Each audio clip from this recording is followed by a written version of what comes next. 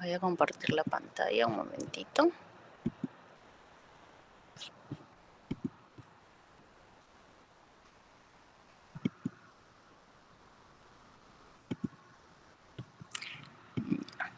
Ok. ¿Me confirman, por favor, si están viendo la pantalla? Si escuchan bien también. Sí, se observa, doctora. Y también se escucha bien. Vamos a empezar con lo que es la atresia esofágica, ¿no? Como saben, toda atresia es una interrupción, ¿no?, en la continuidad de la luz, en este caso de la luz esofágica. Y en algunos casos, la mayoría de veces, tiene comunicación con la tráquea, ¿no? Se presenta en uno de cada 2.500 a 3.000 nacidos vivos. Un tercio de estos pacientitos van a ser prematuros, ¿ya? Realmente porque viene asociado también a polidramnios, ¿no? Y es una causa de prematuridad. Se relaciona con anomalías cromosómicas, principalmente la trisomía 18, la trisomía 21 y la trisomía 13, ¿no? Un 10% de los pacientes pueden ser sindrómicos. ¿Ya? Hay un ligero aumento de frecuencia en varones y está asociado a edad materna avanzada, también a la presencia de diabetes materna, y también hay un aumento del riesgo para un segundo hijo, ¿no? Tienes un bebé con atresia esofágica, el que el segundo bebé también lo tenga, y también para los hijos de un padre afectado, ¿no?, que incluso va el riesgo incrementa hasta en un 4%. ¿Ya? Que sepan un poquito de las relaciones y se ubiquen, ¿no? Este es el esófago, saben, el tubo que conecta la faringe con el estómago, tiene porción cervical, porción torácica y porción abdominal. Está relacionado, está posterior a la tráquea, ¿no? Está relacionado con la tráquea. O sea que muchas veces en la cirugía, al momento de separar, ¿no?, la tráquea del esófago, de liberar un poquito el esófago superior para que quede móvil y tengamos más longitud del esófago, podemos lesionar la tráquea, ¿no?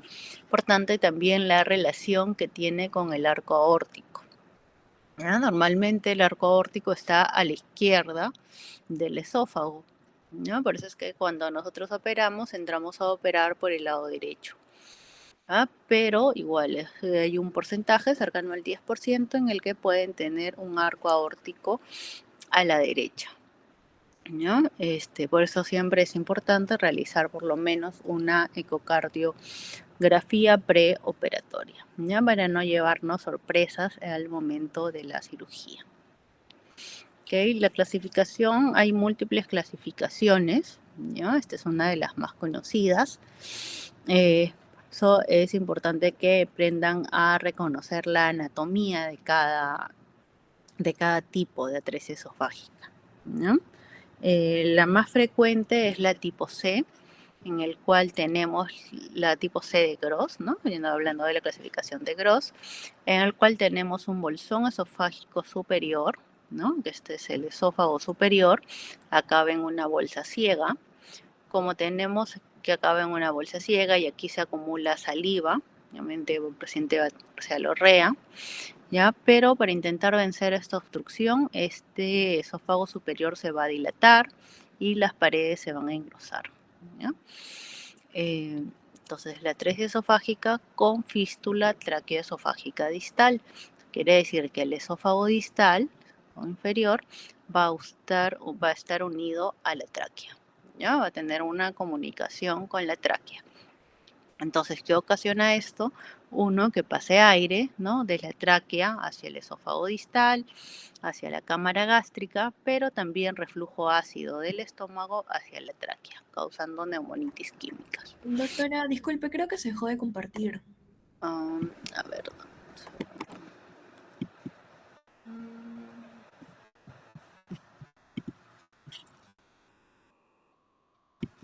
Sí, qué raro.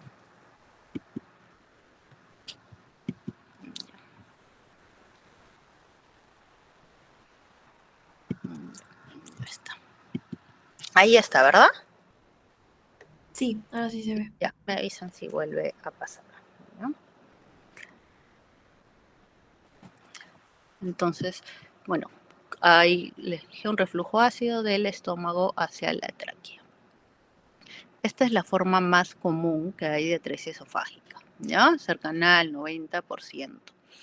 Y en estos, la distancia que hay entre ambos cabos suele ser, normalmente están cercanos, menos de 3 cuerpos vertebrales, por lo que es posible realizar una anastomosis primaria, ¿no? La cirugía es ligar nuestra fístula y hacer una anastomosis primaria, ¿ya? La mayoría de veces que esto se puede. También la tipo A, que es el segundo en frecuencia, ¿ya? Un 8% de los casos, es la atresia esofágica pura. Acá no hay ninguna fístula. También tenemos el bolsón esofágico superior, que va a estar dilatado, ¿no? Las paredes engrosadas, acumula saliva aquí, que la salivita puede aspirarse, el paciente va a tener cialorrea, ¿ya? Y el esófago distal, el esófago inferior también está cerrado, ¿no? Acá no pasa aire, no pasa nada, por eso es que en las radiografías las vamos a ver totalmente veladas. Y además, como no pasa aire, no hay ningún tipo de, ¿no? Ni líquido, ni nada, no hay ningún tipo de estimulación en esta área, el estómago no se va a desarrollar y vamos a tener un estómago pequeñito, ¿ya? Estos pacientes normalmente tienen microgastria. Y en cuanto al manejo, en las tipo A suelen ser longapa, ¿ya? Esto quiere decir que son de brecha ancha, o sea, la longitud entre el esófago superior y el inferior es bastante larga, lo cual no nos permite hacer una anastomosis primaria, ¿ya? Y va a tener otras formas de manejo, como por ejemplo una gastrostomía de inicio y luego mediciones de caos. Lo vamos a ver más adelante. La tipo B es la atresia esofágica con fístula traqueoesofágica proximal, ¿ya? Tenemos el bolsón esofágico superior con una fístula hacia la tráquea, ¿ya? Esta fístula normalmente está a nivel cervical. El acceso para esta cirugía es a nivel cervical. Y bueno, el esófago inferior cerrado. La A y la B nos van a dar unas radiografías similares, ¿no? Porque vamos a ver el bolsón esofágico superior y no hay aire distal, ¿no? Ahora, la tipo D es la atresia esofágica con doble fístula, fístula proximal y fístula distal, ¿no? Igual, las radiografías en este caso es similar a la radiografía de la tipo C, ¿ya? ¿Y cómo lo diferenciamos? Pues en el momento de la cirugía, antes de iniciar la cirugía, hay que hacer una fibrobroncoscopía, ¿ya? Con esta fibrobronco para ver la fístula, el tamaño de la fístula y descartar que no haya otra fístula proximal, ¿ya? Que si no hacemos esto, vamos a operar la fístula distal, la atresia esofágica, pero el bebé va a seguir con problemas respiratorios a repetición, cianosis, todo se va a agitar cuando tome la leche, ¿no? Y esto es porque se nos pasó la fístula proximal. Y bueno, la tipo E en realidad no es una atresia esofágica, ¿ya? Es la fístula en H, es que la embriología es básicamente la misma, ¿ya? Pero no hay permeabilidad esofágica en estos casos, ¿no? Hasta un 70% de los pacientes pueden tener al menos una anomalía asociada, ¿ya? Lo frecuentes son las cardíacas, pero también pueden haber vertebrales, simplemente a nivel torácico, de los miembros, de las extremidades, malformaciones anorrectales, renales. Como ya les dije al inicio, hasta un 10% puede tener anomalías cromosómicas y atresias o estenosis duodenales, también un 6% de los pacientes, ¿no? Hay las asociaciones bien conocidas como la asociación Bacter, que el paciente va a presentar malformaciones vertebrales, anorrectales, cardíacas, traqueosofágicas, renales o de extremidades. Y la siguiente asociación también es la asociación Church, que tiene que ver con colobomas, malformaciones cardíacas, atresia de coanas, retardo de crecimiento, geniturinarias y en los oíditos. Doctora, de nuevo se dejó de De compartir. nuevo dejó de presentar. No entiendo por qué. A ver, déjeme.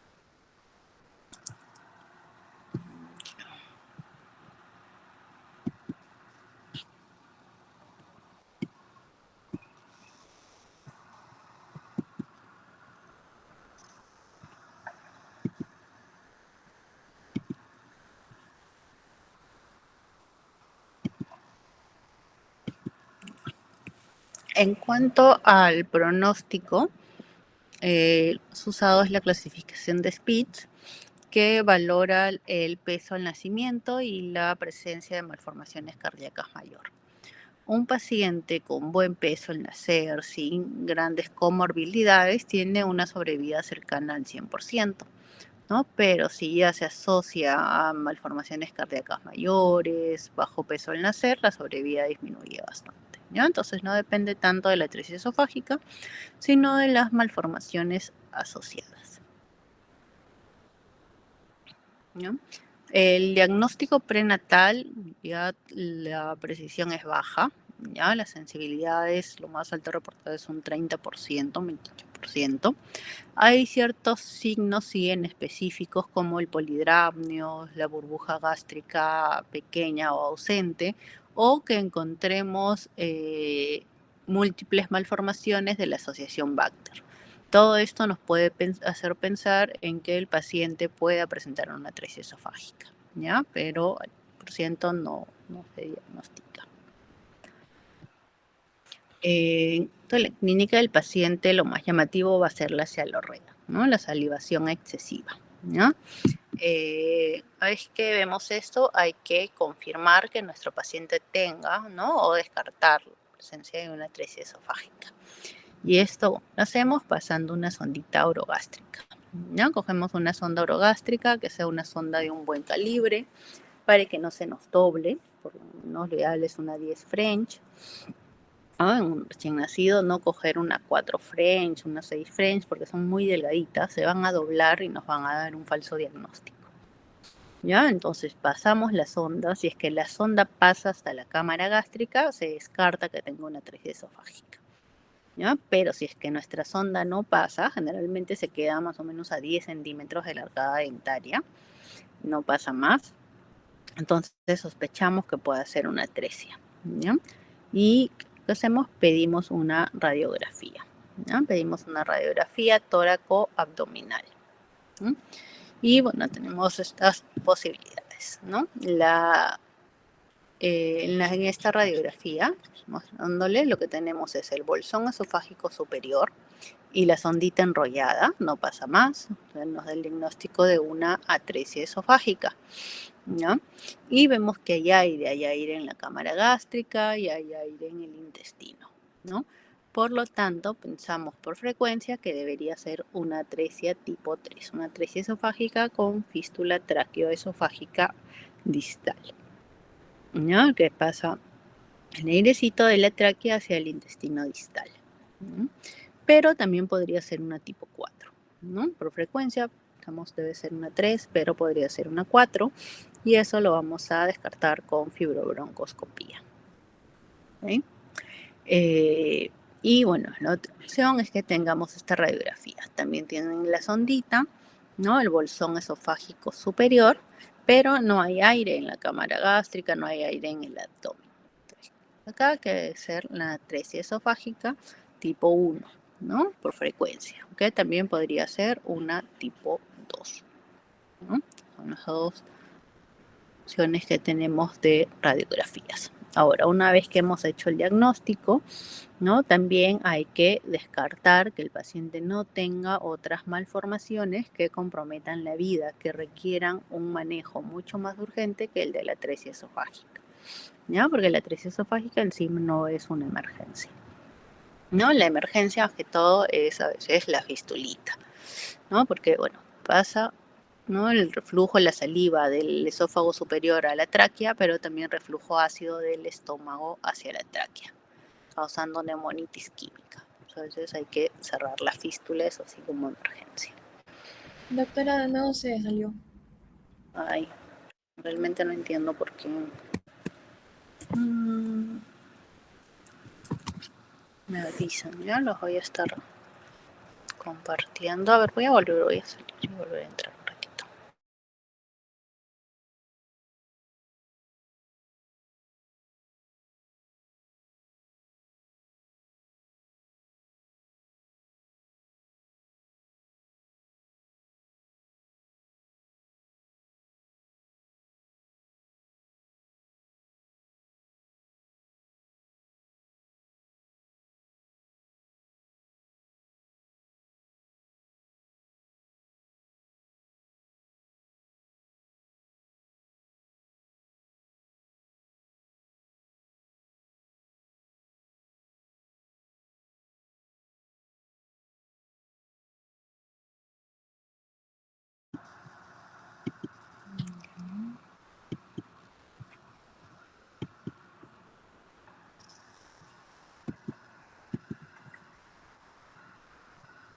Ya, si vuelve a pasar me avisan, por favor. Ya, una vez que el paciente está diagnosticado, el primero es, obviamente este paciente tiene que estar en NPO, no puede ser alimentado, no hay permeabilidad esofágica, ¿no? Está obstruido. Tiene que estar con una sonda de aspiración continua, ¿ya? Es una sonda Reprogle, generalmente es esta sondita, que es una dentro de otra. La que está adentro es la que va conectada a la aspiración, esto de acá para proteger las paredes del esófago, porque si no lo aspiramos y vamos a aspirarnos también la mucosa del esófago, la vamos a lesionar.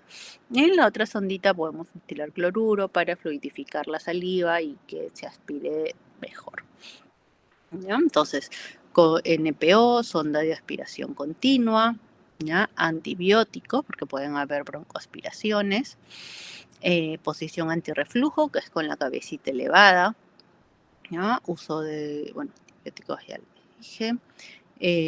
Y en caso el paciente necesite entrar a ventilación mecánica, uno, no usar máscara, no usar el ambú, ¿no? Máscara porque entra mucho, digamos, aire de la tráquea como a la vía digestiva. Y otra es que darle ventilación a baja presión, ¿no?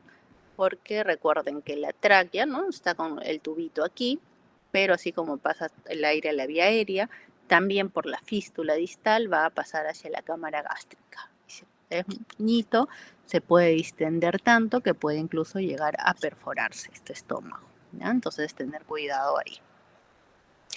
Descartar malformaciones asociadas, debe hacerse una ecocardio preoperatoria como mínimo, ¿ya? Pero también revisar el anito porque puede tener malformación anorrectal. En la radiografía vamos a poder darnos cuenta de una atresia duodenal, si es que hay también.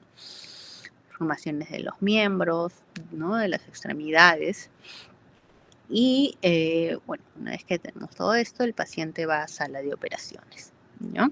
No es un procedimiento de emergencia, ¿no? Si es una urgencia, se operan generalmente a los días, pero no es una emergencia, ¿no? A veces, salvo cuando el paciente esté muy inestable, necesita volúmenes muy altos de ventiladores, muy pequeñito, bajo peso, cardiópata, a veces sí hay que entrar a ligar la fístula, ¿ya? Y a veces está tan inestable que incluso solo ligamos la fístula y dejamos la cirugía de la atresia esofágica para cuando el paciente esté más compensado. Entonces, recuerden, el objetivo de la cirugía es ligar la fístula y restaurar la permeabilidad esofágica, ¿no? Se ingresa, puede ser el abordaje abierto o el abordaje toracoscópico, ¿no? Esto depende, lo ideal es siempre lo mínimamente invasivo, ¿no? Pero depende de los equipos que se tengan, de las pinzas de toracoscopía que se tengan y del entrenamiento de los cirujanos, ¿no? Los pasos a seguir son los mismos en ambos casos, ¿ya? Se ingresa cuando es cirugía abierta por una toracotomía posterolateral derecha, ¿no? Se abre el dorsal ancho, el cerrato anterior y se identifica, lo primero que vamos a identificar es la vena ácigos, ¿ya? Y la vena ácigos la vamos a ligar. ¿Esto por qué? Porque la vena ácigos cruza más o menos a nivel de la carina, donde entra el esófago distal hacia la tráquea y donde vamos a trabajar, donde vamos a hacer la anastomosis y nos va a incomodar. Entonces lo ligamos, ¿ya? Cuando estamos en cirugía toracoscópica tenemos una mejor visión y si notamos que la vena ácigos no nos incomoda, podemos dejarla, ¿ya? Si no, la ligamos. Doctora, Doctora, ¿se puede presentar? Ya no entiendo por qué. ¿Alguien sabe por qué puede ser? doctora, si no me puede pasar el PPT y yo lo comparto y me avisa cuando pasen las diapositivas para evitar esto. Ya.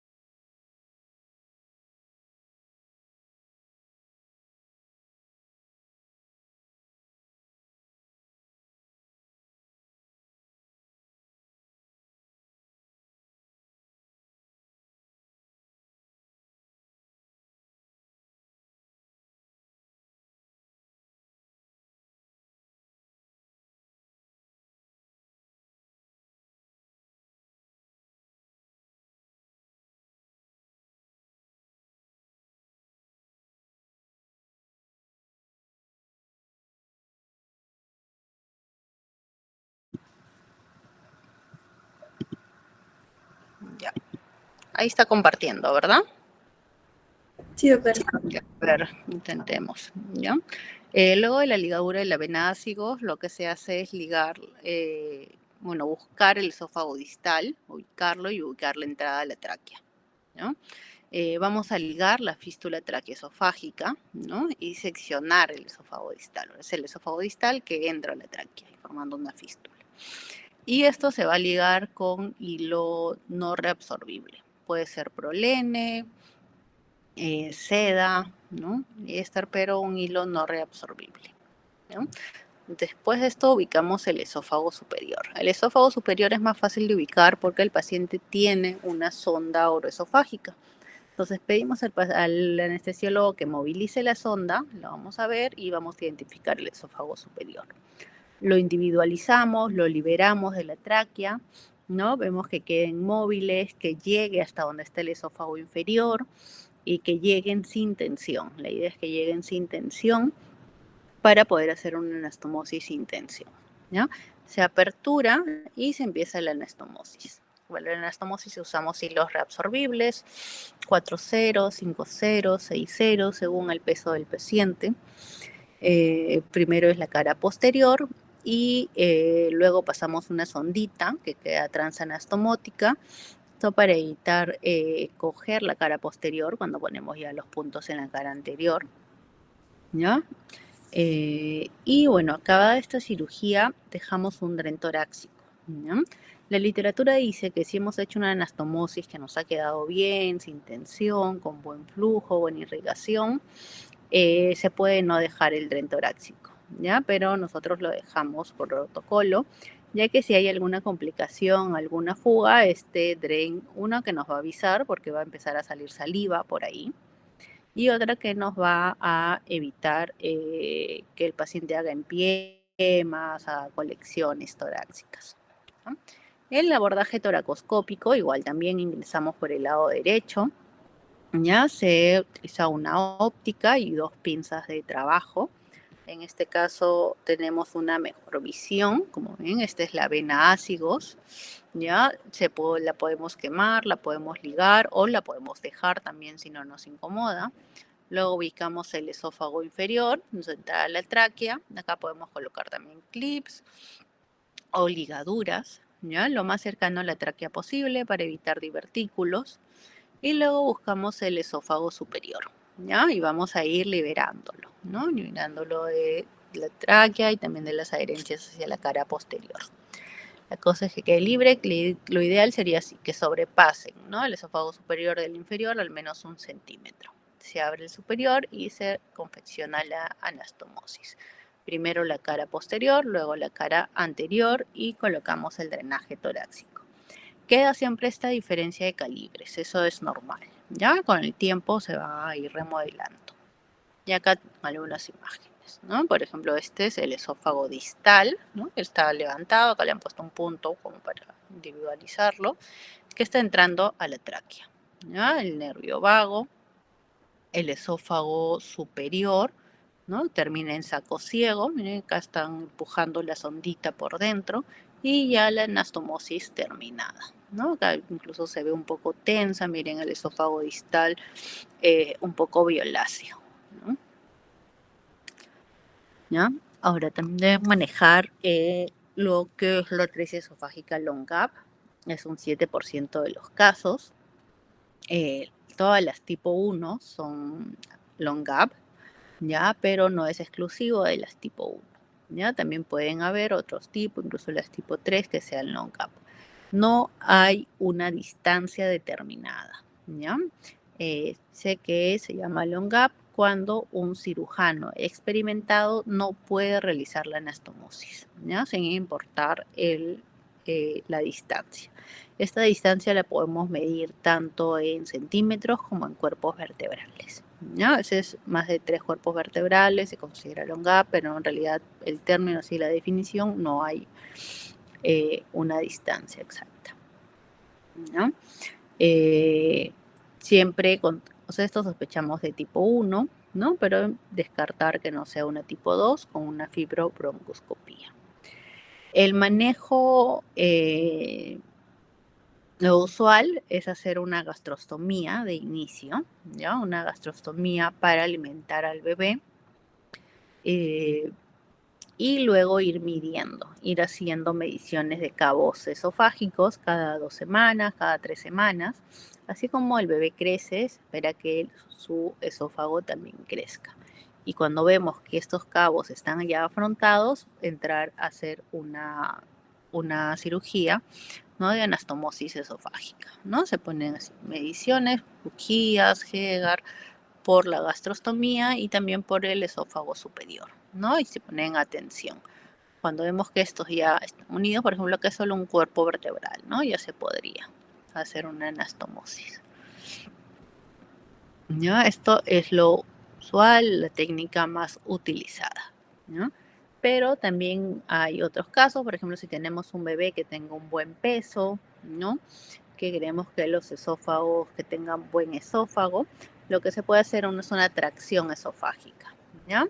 O se colocan puntos de tracción, ya sea tracción interna o externa, que jale generando tensión entre ambos cabos, ¿ya? Por eso es que tiene que ser un niño con un buen peso, porque si entramos en un prematuro extremo, se nos va a desgarrar, ¿no? Entonces colocarle puntos de tracción y luego entre 5 a 7 días se vuelve a operar y ya se han afrontado y se puede hacer una anastomosis sin necesidad de hacer la gastrostomía, ¿no?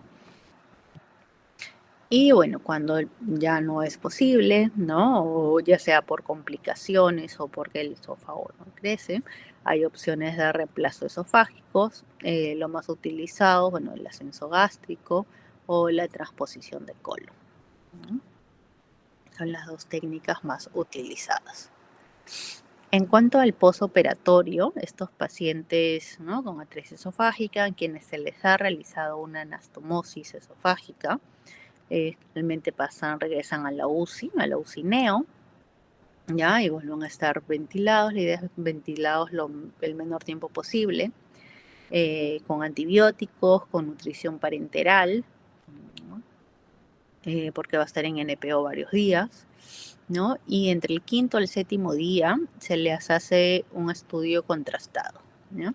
Se les pasa contraste, la sondita, y la idea es ver que pase todo el contraste, como en este caso, hacia la cámara gástrica. Miren la diferencia de calibres entre el esófago superior y el inferior, pero está pasando todo en la cámara gástrica. Entonces vemos que acá no hay licencias de anastomosis, entonces ya se retira el dren torácico y se empieza a alimentar al bebé por boca. Pero pueden haber complicaciones. Ya una de las más frecuentes son las dehiscencias de las anastomosis. Por ejemplo, acá, ¿no? Pasamos, por ejemplo, puede ser en el estudio control, entre el quinto y el séptimo día, pasamos contraste y vemos que fuga, ¿no? Si fuga nuestra anastomosis, el contraste aquí está fugando. O también lo podemos diagnosticar si es que empieza a salir saliva por el drenaje torácico, ¿no? Entonces, normalmente estos pacientes tienen un manejo conservador. Si el paciente está estable, se sigue manteniendo en NPO, con NPT y esperamos. Suelen cerrar solos, ¿ya? Esperamos 5 a 7 días más, hacemos un nuevo estudio contrastado y ya ha cerrado. Claro que tienen más riesgo de luego hacer estenosis, ¿ya? Pero cierran. Es un manejo conservador.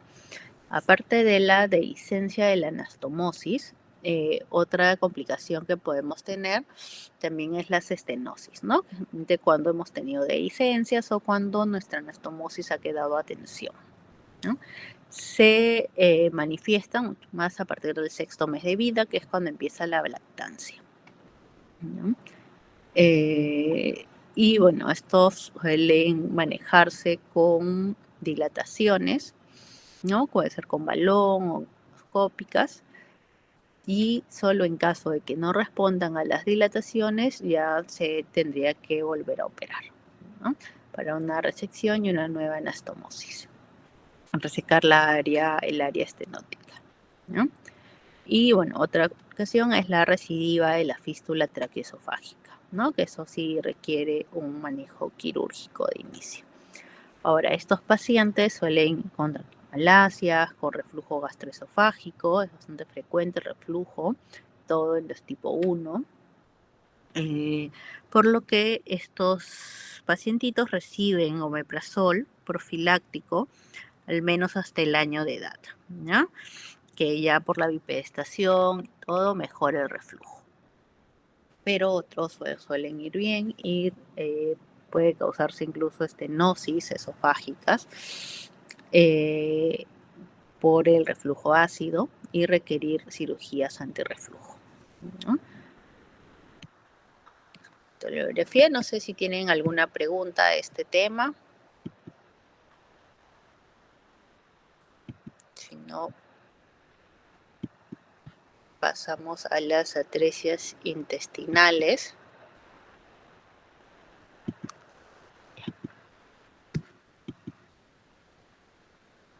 Ya está. Si bien es cierto que duodeno, yeyuno, ilion, colon, todo es intestino, pero es diferente la presentación de una atresia duodenal con la de una atresia ileal, ¿no? La presentación, el manejo, la etiología. Entonces, por eso los tratamos por separado, ¿no? Las atresias duodenales son de frecuentes, ¿ya? Puede ser hasta en 1 de cada 5.000 en nacidos vivos. Cuando se presentan, el 90% va a ser en la segunda porción duodenal, ¿ya? Toda la etiología, sabemos que al inicio primitivo el duodeno era una estructura sólida que luego recanaliza, ¿no? Se vacuoliza y recanaliza. Entonces, una alteración en este proceso de la vacuolización va a causar la atresia duodenal, ¿ya? Produce en las etapas tempranas de la gestación. La clasificación, tenemos la tipo 1, ¿no? Hay 3 tipos. La tipo 1, que es la más frecuente en el 92% de los casos, vemos que no hay interrupción de la pared del duodeno. El duodeno siempre, ¿no? Acá tenemos la obstrucción, a este nivel está la obstrucción. Todo lo previo a la obstrucción va a estar dilatado, ¿ya? Y lo distal va a estar colapsado. Siempre es así. Previo a la obstrucción, dilata, ¿ya? Pero acá la pared del duodeno tiene continuidad, pero por dentro tenemos una membranita, ¿ya? Y esta membrana ocasiona que no pase la leche, no pase la saliva y se acumule, ¿no? Causando una obstrucción. La tipo 2 es la tipo cordón fibroso. Ambos cabos duodenales unidos por un cordón fibroso. Y en la tipo 3 ya hay separación completa, ¿ya? Efecto de meso. En las estenosis duodenales, ¿ya? Igual de que los conozcan, hay una obstrucción parcial. Hay una disminución de la luz del duodeno, por lo que no permite un adecuado pasaje, dándonos también una clínica de obstrucción, pero mucho más tardía. ¿Ya? Hay gran incidencia de malformaciones asociadas.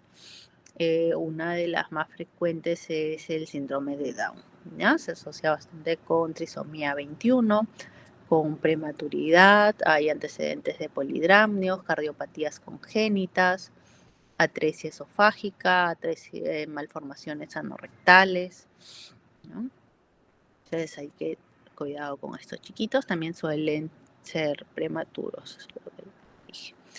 Se puede diagnosticar desde la semana 12 de gestación, hay antecedentes de polidramnio, se ven también vía ecográfica la doble burbuja, ¿no? El estómago y el duodeno dilatados. ¿Ya? En cuanto a la clínica, es una clínica de obstrucción intestinal alta, ¿no? En obstrucción siempre tenemos la distensión abdominal, pero que en este caso, como es lo duodeno, es bastante alta, es por arriba del rate. La dilatación no va a ser, la distensión abdominal no es muy llamativa, ¿no? O es en el abdomen superior. Y lo llamativo son los vómitos biliosos, ¿no? Entonces, todo paciente que esté con vómitos biliosos distendido, hay que sospechar que está obstruido, ¿no? Entonces, con obstrucción lo dejamos en NPO, le ponemos una sondita orogástrica a gravedad. Los pacientes con atresia duodenal, una vez que colocamos la sonda orogástrica, va a drenar bastante bien toda esta distensión previo a la obstrucción y prácticamente no va a haber distensión abdominal, ¿ya? Una vez que colocamos la sonda. Y bueno, como ha estado con constantes vómitos, hay residuo bilioso, pueden haber trastornos hidroelectrolíticos, ¿no? Entonces, un paciente vomita, ¿no? Un lactante, un bebé, vómitos biliosos, NPO, sonda orogástrica gravedad, y pedimos una radiografía de abdomen para hacer el diagnóstico. En la radiografía vamos a ver el signo de doble burbuja, ¿no? Y ausencia de aire distal. La burbuja más grande es la cámara gástrica dilatada, Y la más pequeñita es el duodeno dilatado previo a la atresia, ¿ya? Y ausencia de aire distal. Esta es una radiografía típica de una atresia duodenal. Ahora, si tenemos también la doble burbuja, pero hay aire distal, vamos a pensar que este paciente puede tener una estenosis duodenal, ¿ya? Si es que hay aire, doble burbuja con aire. ¿Ya? Entonces, estos pacientes, acá doble burbuja, ausencia de aire distal, atresia. ¿Ya? Estabilizar el paciente, tiene que estar, ya les dije, ¿no? NPO, sonda orogástrica, corregir alteraciones hidroelectrolíticas, descartar malformaciones asociadas, cuenta atresia esofágica, MAR, cardiopatías, trisomía 21. ¿Ya? Y estos pacientes nos dan, no es una emergencia en ningún caso, nos da bastante tiempo para estabilizarlo, para descartar otras malformaciones, para que si está en un lugar donde no puede ser operado, pueda ser referido, ya nos da varios días para esto. No tenemos urgencia con estos bebés, ¿no? Y bueno, una vez que hemos hecho todo esto, se prepara para sala de operaciones, ¿no? Normalmente, como les dije, la atresia está ubicada generalmente en la segunda porción duodenal, que es donde también desemboca la vía biliar, ¿ya? Entonces hay que tener cuidado de no lesionar la vía biliar. Esto es que la cirugía, lo que se hace es una anastomosis laterolateral, ¿ya? En término terminal. O cirugía de Kimura o anastomosis en diamante también. En la parte dilatada, en la parte del duodeno dilatado, ¿no? Previo a la atresia, hacemos un corte transversal, ¿ya? Y en el segmento distal, que está hipotrófico, hacemos un corte longitudinal. ¿Esto por qué? Porque si también le haríamos transversal aquí, nos quedaría muy pequeñita la boca para la anastomosis y podría ocasionarnos estenosis, pues, de nuestra anastomosis, ¿ya? Y hacemos la anastomosis, cuidando de no lesionar vía biliar, ¿no? Estos pacientitos en el posoperatorio también van a ir a la UCINEO, tienen que estar en monitoreo, en la intubación el menor tiempo posible y tienen que estar con nutrición parenteral, ¿ya? ¿Por qué? Porque al tener la cámara gástrica tan dilatada, el duodeno tan dilatado, además la gran mayoría son trisómicos, demoran en tolerar la vía oral, ¿ya? Normalmente salen con NPO, su sonda orogástrica gravedad, y por la sonda vamos a tener residuo gástrico bilioso, ¿no? Con un débito alto durante varios días, ¿no? A veces a partir del séptimo, octavo día, un poco más, empieza a descender, que es cuando ya podemos ir iniciándole la vía oral. Pero igual le vamos a dar un poco, va a volver a tener residuo gástrico, vamos a dejarlo en NPO otra vez hasta que baje el residuo y poder aumentar, y en esto pasa varios días, ¿no? Entonces demoran en tolerar, hacen hilios postquirúrgicos prolongados, es típico de estos pacientes, a veces hasta 2 semanas o más. Por eso hay que tenerlos con nutrición parenteral, ¿no? Es, digamos, algo frecuente en estos pacientes el hilio prolongado, ¿no? Y después, bueno, de todas como cirugías, ¿no? Podemos tener dehiscencia en nuestra anastomosis, que hay que sospecharla si es que el paciente presenta deterioro clínico, distensión abdominal, ¿no? Vómitos, fiebre, ¿ya? Y bueno, podemos confirmarlo con una radiografía de abdomen que muestre neumoperitoneo, ¿no? Y esto tiene que operarse. Además que también puede haber obstrucciones intestinales, estenosis de la anastomosis, ¿no? Son las complicaciones más frecuentes, ¿no? Esto es lo que les he venido diciendo. Ahora, al contrario de esto, las atresias intestinales, o no, la atresia intestinal es la causa de obstrucción intestinal neonatal más frecuente, ¿no? Es 1 de cada 3.000 a 5.000 nacidos vivos, no hay diferencias entre sexos, generalmente es en el ilion lo más frecuente. 1/3 de estos pacientes son prematuros y la sobrevida en estos pacientes es bastante buena, ¿ya? ¿Por qué? Porque tiene pocas malformaciones asociadas, ¿ya? Frecuente, en cambio la atresia colónica sí es bastante rara, ¿ya? Un 1% de los casos. La causa es multifactorial, lo más asociado es que sea un factor isquémico, o sea que tengamos un vólvulo o una invaginación intraútero, entonces ese intestino volvulado, invaginado, va a tener disrupción vascular, va a haber menor irrigación hasta que se vuelve isquémico, se necrosa y se reabsorbe, ¿no? Entonces la patología de la atresia intestinal. Esta es la clasificación de Grosfeld, ¿ya? Tenemos la tipo 1, en el cual tenemos el intestino proximal dilatado, ¿no? El distal colapsado, como en toda atresia, pero aquí hay continuidad de la luz intestinal. Por dentro está una membranita, ¿ya? Semejante a lo de las atresias duodenales. Tipo 1 es la tipo membrana, ¿no? En la tipo 2 ya hay separación de los intestinos, pero están conectados por un cordón fibroso de meso. En la tipo 3A tenemos disrupción del meso en forma de V, ¿no? La tipo 3B es la tipo apple peel o cara de manzana, también lo conocen como árbol de Navidad. Tenemos un intestino proximal bastante dilatado y todo el distal pequeñito y depende de una sola arteria. Esta es una de las que tienen peor pronóstico, ¿no? Ahora, el nacimiento, un bebé normalmente tiene 2 metros de intestino, 2 metros, 2 metros y medio, pero al volverse atrésico algún segmento pueden nacer con menos longitud intestinal, ¿ya? Las 3A, los tipos 3A, a veces tienen intestino corto congénito y las 3B, sí o sí, el 100% tienen intestino corto, ¿no? Y bueno, la tipo 4 son las atresias intestinales múltiples. Vamos a encontrar múltiples sitios de atresia en un solo paciente, ¿no? Entonces, igual, ¿no? El paciente va, por ejemplo, aquí. Acá hay continuidad del intestino, ¿no? Pero por dentro debe tener una membranita que está haciendo que todo esto se dilate, ¿no? Se dilate y aquí colapsado, ¿no? Y bueno, esto es una con cordón fibroso, ¿no? La diferencia es de calibres entre el proximal y el distal, ¿ya? Este es un apple peel.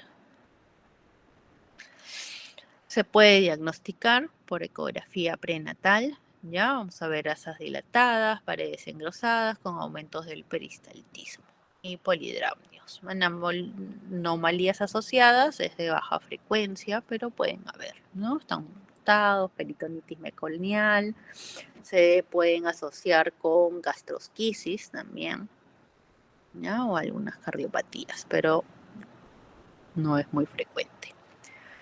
Lo clínico también es de obstrucción, ¿no? Un vómito, un paciente, un recién nacido que empieza con vómitos biliosos, el abdomen se distiende, ¿ya? El hecho de que el liminio no meconio aquí no nos dice nada, porque la atresia intestinal puede haberse formado en las últimas semanas del embarazo, cuando ya ha habido meconio en todo el colon. Entonces puede que lo que haga meconio, pero que simplemente sea lo residual, ¿no? Lo que ya ha estado en el colon antes de la atresia. Entonces, esos pacientitos con vómitos biliosos, distensión abdominal, lo primero es colocarlo en NPO, ponerle una sondita orogástrica a gravedad, ¿no? Y solicitar una radiografía de abdomen. Obviamente, colocarle vías periféricas, asegurar la hidratación, ¿no? Que este bebé no se nos vaya a deshidratar, a chocar por hipovolemia, ¿ya? Pero este bebé, a pesar de tener la sonda orogástrica, va a seguir distendiéndose, ¿ya? Va a estar con una distensión marcada, a diferencia de las atresias duodenales. Entonces, en la radiografía de abdomen, lo que vamos a ver es una radiografía de obstrucción intestinal, ¿ya? Niveles hidroaéreos y ausencia de aire distal. Según la cantidad de niveles, ¿no? De burbujas aéreas que tengamos, por ejemplo, si tenemos, ya sabemos, ¿no? 2 burbujas, atresia duodenal.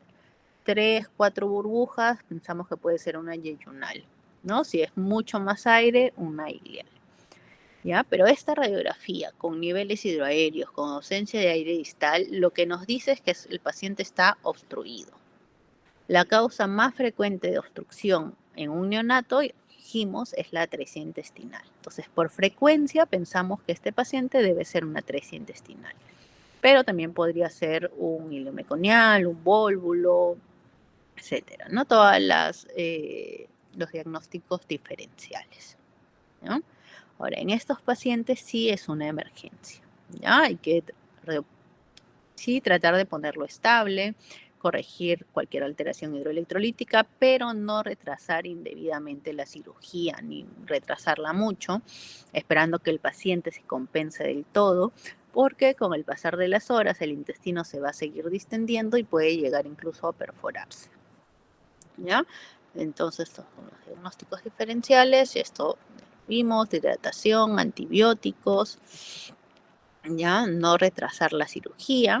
Y una vez que entramos a cirugía, bueno, se exterioriza el intestino, vemos dónde está nuestra obstrucción y es muy importante excluir otros tipos de atresia, ¿ya? Ver que no haya, que el intestino esté permeable, al menos hasta la válvula ileocecal, que es las zonas más frecuentes de atresias.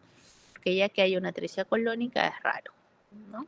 La clava es el segmento proximal con gran dilatación.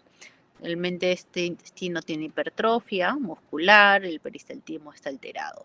Si vemos que tenemos un bebé con buena longitud intestinal, se puede resecar un poco de la clava, ¿ya? Pero si no tenemos intestino, es un intestino corto, pues habrá que dejarlo, ¿no? Y el manejo es la resección y la anastomosis, ¿ya? Resección y anastomosis. No olvidarnos cerrar nuestro meso, porque igual si lo dejamos abierto, puede entrar un asa intestinal por ahí y ocasionar una hernia interna, ¿no? Ahora, esto siempre y cuando no se haya perforado. Si ya nuestro bebé demoramos mucho en operarlo, ¿no? De repente acá, por ejemplo, llegan referidos los pacientes con varios días de vida a veces y ya se perforó y está en mal estado el paciente, optamos por una ostomía. ¿Ya? La idea es no llegar a eso, poder hacer resección y anastomosis, pero si no, hacemos una ostomía. Si ya hay perforación, hay peritonitis, ¿no? Y esperamos algunas semanas que baje la inflamación para poder cerrar esta ostomía, ¿no? Entonces siempre, una vez que hemos identificado nuestra atresia, ¿no? Este es proximal, ya sabemos dilatado, este es distal colapsado. Hay que comprobar que no tengamos otra atresia. Podemos abrir, colocar una sonda con un Avocat, con jeringa, de cualquier forma, pasarle cloruro, ¿no? Suelo fisiológico tibio, y ver que pase, que todo esté permeable hasta la válvula, ¿ya? Si podemos ver el colon, mucho mejor, pero hasta al menos hasta la válvula ileocecal, ¿ya? Para descartar que no haya otra atresia, porque puede ser que veamos esta, la operemos, cerramos y nuestro paciente sigue obstruido porque nos olvidamos de comprobar la permeabilidad distal, ¿ya? Entonces cerrar siempre, cerrar, como les digo, el meso también. Y en el posoperatorio estos pacientes, ¿no? Pasan un EPO, su sonda orogástrica de gravedad, iniciar nutrición parenteral también. No suelen hacer hilios tan prolongados como las atresias duodenales, pero igual, ¿no? La idea es tenerlo bien nutrido, ¿ya? Una vez que baje el residuo por la sonda orogástrica, a partir del tercer o cuarto día, podemos empezar la alimentación por boca, ¿no? Y la principal complicación que podemos tener es una dehiscencia de nuestra anastomosis, ¿no? Si es que el paciente presenta deterioro clínico, ¿ya? Y esto sí tiene que ser reoperado. Pues, no sería todo. No sé si tienen alguna pregunta o alguna duda. Bueno, creo que les haya quedado. Doctora.